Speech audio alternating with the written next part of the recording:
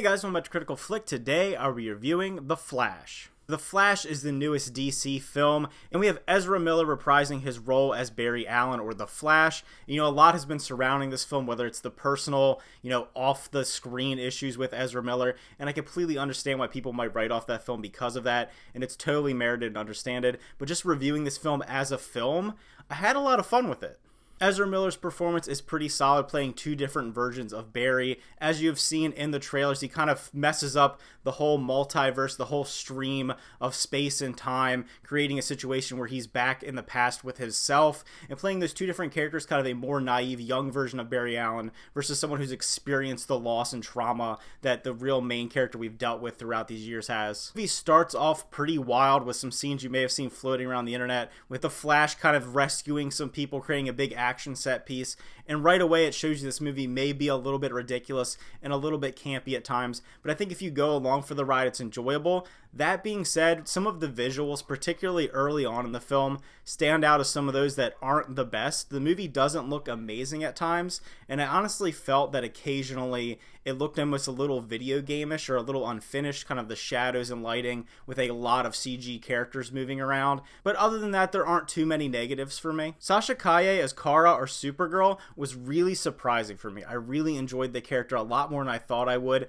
I really didn't know how they were going to integrate her into the story, but it created some really emotional moments, and it kind of showed a really strong juxtaposition of Man of Steel and how Superman acted in that film compared to her more, I think, emotional and more powerful performance.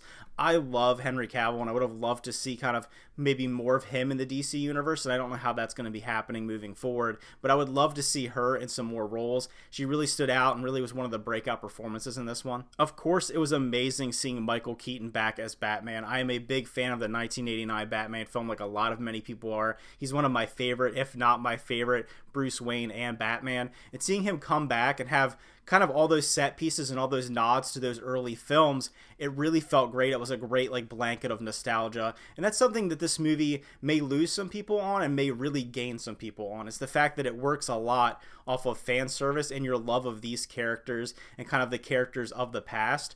It works for me in particular because I love DC and I love these movies.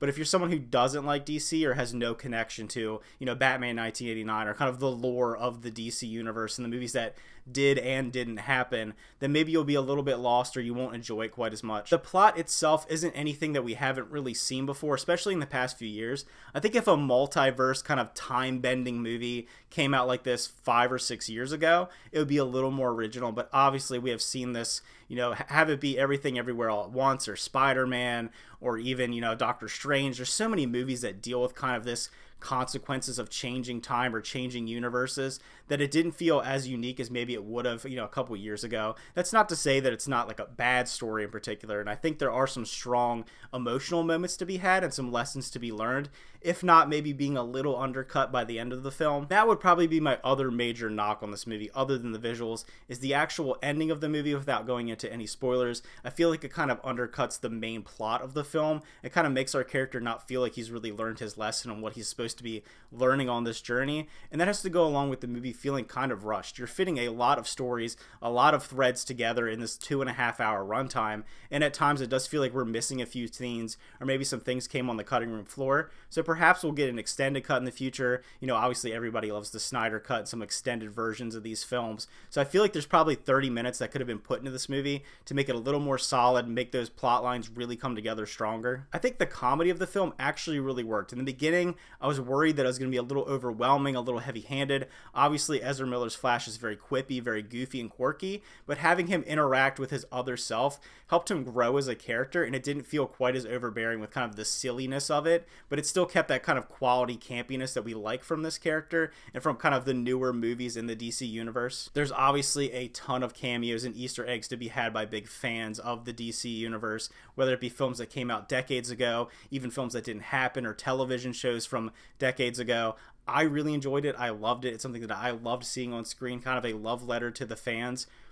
People may think that's kind of cheesy or kind of lame to do that in films, but I love it. I don't hate fan service. Some of my favorite films, whether it be Ready Player One or other films that really lean into fan service and cameos, I think it's fun. The movies are for the fans at the end of the day, whether you want to like it or not, and I personally enjoyed it. So if I were to rate The Flash, I would give it a 7.5 out of 10. a really solid film. Maybe not the best DC movie that we've had in recent years. Definitely not the best DC movie ever, or superhero movie ever.